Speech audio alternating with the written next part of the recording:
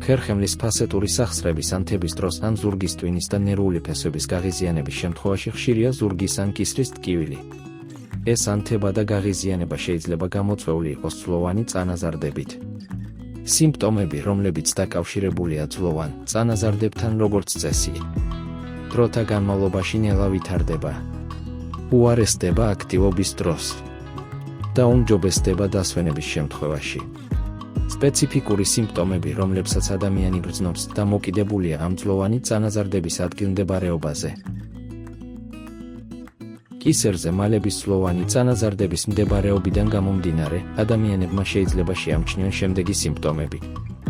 კრუ, მტკივნეული შეგრძნება კისრის არეში, რომელიც უმჯობესდება დასვენების დროს. გადაცემითი ტკივილი ერთ ან ორივე მხარზე. ტკივილი, დაბუჟება ან ჩხვლეტა ერთ ან ორივე მკლავში. სისუსტე ზედა კიდურებში. თავის ტკივილი, რომელიც წარმოიქმნება ღრუ ტკივილით უკანა მხარეს, ან კისრის ერთ მხარეს და გადმოდის თავის უკანა მხარეს. ორივე მხრის, მკლავისა და ხელების არეში დაბუჟება, ჩხვლეტა და სისუსტე შეიძლება იყოს ხერხემლის არხის სტენოზის ნიშანი, რომელიც ჩვეულებრივ გამოწვეულია ძვლოვანი წანაზარდებით. როდესაც ძვლოვანი წანაზარდები იწვევენ ხერხემლის არხის სტენოზს წელის მალების დონეზე, ადამიანს შეიძლება ჰქონდეს შემდეგი ჩივილები. კრუ ტკივილი წელის არეში დგომისას ან სიარულის დროს. ტკივილი, დაბუჟება ან ჩხვლეტა დუნდულებსა და ბარძაყის უკანა ნაწილში. სისუსტე ერთ ან ორივე ფეხში. ტკივილს ამსუბუქებს წელში წინ მოხრა, მაგალითად სუპერმარკეტში გორგოლაჭები ან კალათაზე ან ხელჯოხზე ასეთ პოზაში დაყრდნობა. იშვიათ შემთხვევებში ხერხემლის არხის სტენოზმა ასევე შეიძლება გამოიწვიოს შეუკავებლობა ნაწლავისა და შარდის ბუშტის მხრიდან.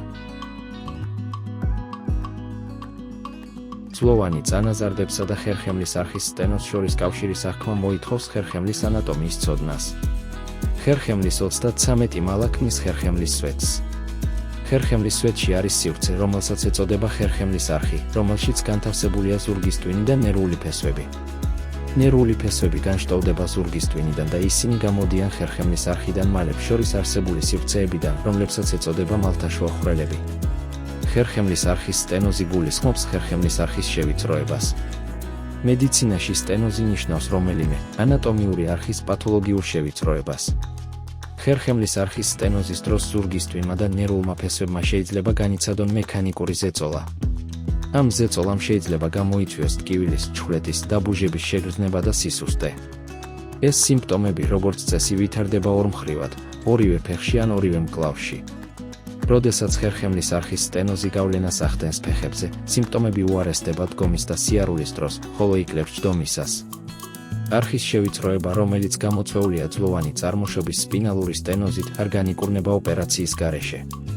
მაგრამ ტკივილის არაპროგრესირებადი სისუსტისა და დაბუჟების სიმპტომების მართვა შესაძლებელია ქირურგიული ჩარევის გარეშე ან თების საწინააღმდეგო მედიკამენტებითა და სტეროიდებით, მათი ტაბლეტირებული ფორმით ან ხერხემლის მიდამოში ინექციის სახით.